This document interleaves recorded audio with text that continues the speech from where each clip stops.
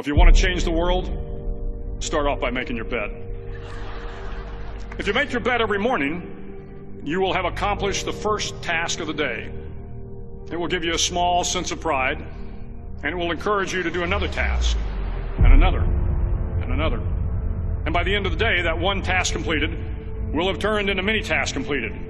Making your bed will also reinforce the fact that the little things in life matter. If you can't do the little things right, you'll never be able to do the big things right. And if by chance you have a miserable day, you will come home to a bed that is made, that you made. And a made bed gives you encouragement that tomorrow will be better. To pass SEAL training, there are a series of long swims that must be completed.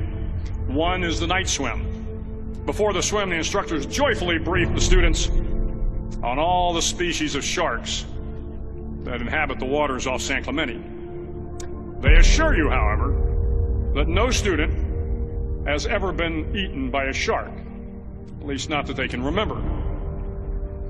But you are also taught that if a shark begins to circle your position, stand your ground. Do not swim away. Do not act afraid. And if the shark, hungry for a midnight snack, darts towards you, then summons up all your strength and punch him in the snout, and he will turn and swim away. There are a lot of sharks in the world. If you hope to complete the swim, you will have to deal with them. So if you want to change the world, don't back down from the sharks. Over a few weeks of difficult training, my SEAL class, which started with 150 men, was down to just 42. There were now 6 boat crews of 7 men each.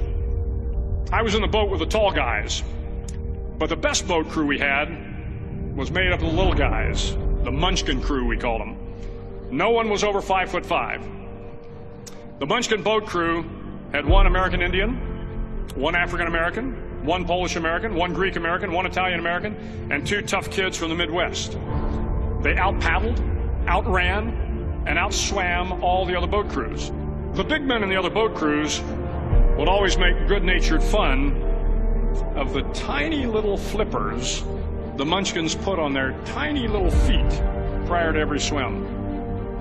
But somehow these little guys from every corner of the nation and the world always had the last laugh, swimming faster than everyone and reaching the shore long before the rest of us. SEAL training was a great equalizer. Nothing mattered but your will to succeed, not your color, not your ethnic background, not your education, not your social status. If you want to change the world, measure a person by the size of their heart, not by the size of their flippers. The 9th week of training is referred to as Hell Week. It is 6 days of no sleep, constant physical and mental harassment, and 1 special day at the Mud Flats.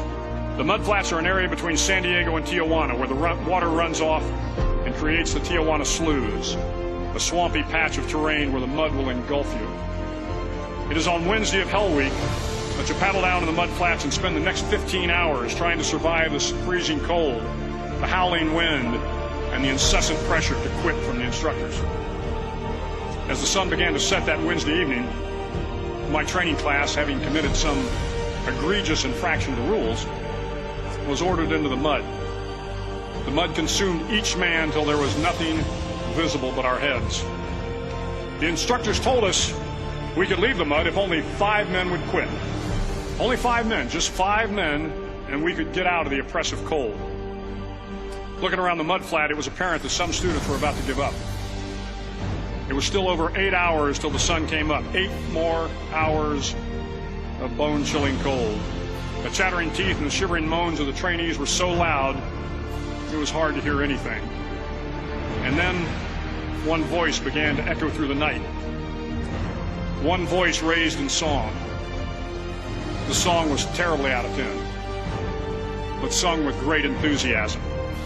One voice became 2, and 2 became 3, and before long, everyone in the class was singing. The instructors threatened us with more time in the mud if we kept up the singing, but the singing persisted, and somehow the mud seemed a little warmer, and the wind a little tamer, and the dawn not so far away. If I have learned anything in my time traveling the world, it is the power of hope. The power of one person, a Washington, a Lincoln, King, Mandela, and even a young girl from Pakistan, Malala. One person can change the world by giving people hope. So if you want to change the world, start each day with a task completed. Find someone to help you through life. Respect everyone. Know that life is not fair and that you will fail often. But if you take some risks, step up when the times are the toughest, face down the bullies, lift up the downtrodden, and never ever give up. If you do these things, the next generation and the generations that follow will live in a world far better than the one we have today.